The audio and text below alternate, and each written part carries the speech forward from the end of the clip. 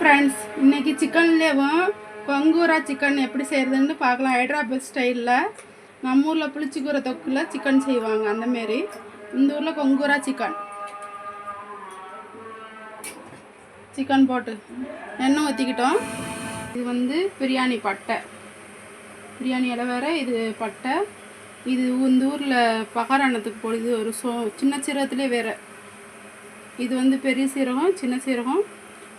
இது பசிலி, இது வந்து கருமிளகுல இன்னொரு வேறு மிளகு, ஏலக்காய். இது அன்னாச்சி பூ பட்டை. எல்லாத்தையும் போட்டுக்கிட்டோம். மிளகா 2, கொஞ்சம் புதினா பழம், கொத்தமல்லி பழம், வெங்காயம் போட்டுக்கலாம்.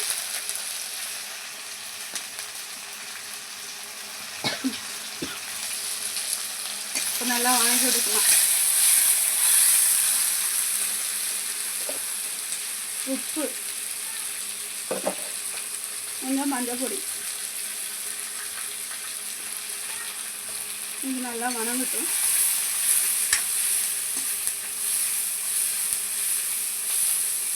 தக்காளி ஒரு 2 தக்காளி சைஸ் நல்லா வணக்கிட்டு நல்லா பொன்னிறம் நல்லா வணங்கட்டும்.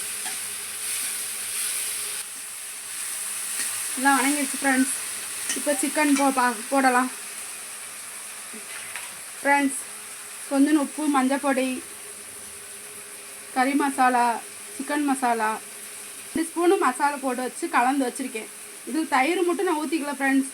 எலுமிச்சம்பழம் ஒரு அரை பழம் புழிஞ்சு விட்ருக்கேன். தயிரை வந்து நான் எடுத்துக்கிட்டேன். உங்களுக்கு தயிர் வேண்டாம், நீங்கள் தயிர் ஊற்றிக்கிங்க.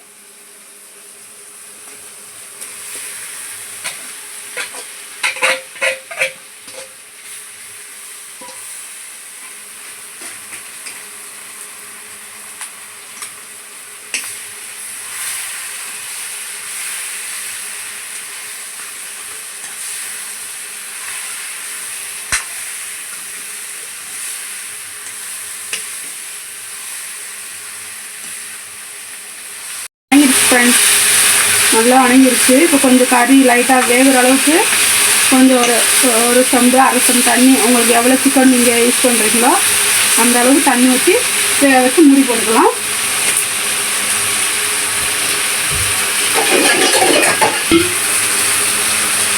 நான் இந்த செம்புக்கு ஒரு சொம்பு தண்ணி ஊற்றுறேன்.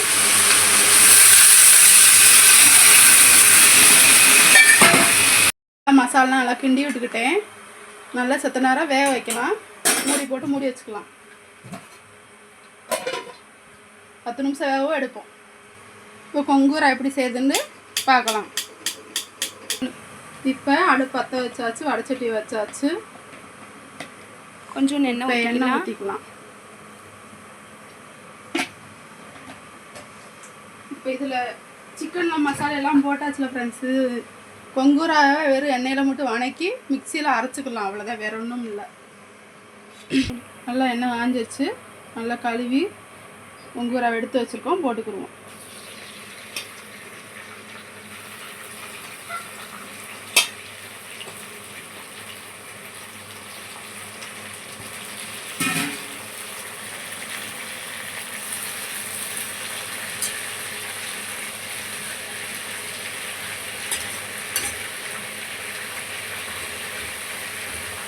நல்லா வணக்கி விட்டு நல்லா மிக்சியில் ஓட்டு ஒரு குறப்பாக ஒரு அடி, ஒரு சுற்று 2 சுற்று விட்டு அப்படியே எடுத்துக்கிறோம். நல்லா அது பூரா இளவூரம் நல்லா மசியாட்டம் நல்லா வேகட்டும்.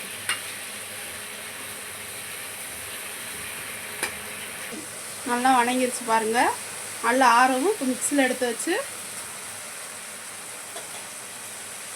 நல்லா ஆறவும் மிக்சியில் எடுத்து வச்சு ஒரு அரை அரைச்சிட்டு ஊற்றிடலாம், அவ்வளோதான்.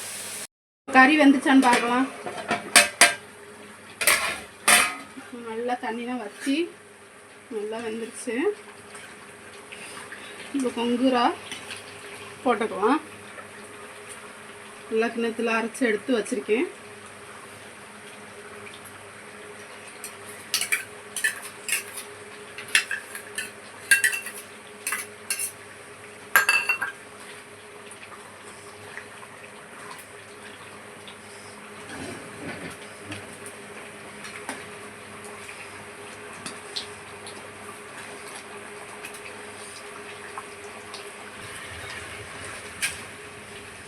நல்லா கொங்குரா போட்டு நல்லா கலக்கி விட்டுக்கலாம்.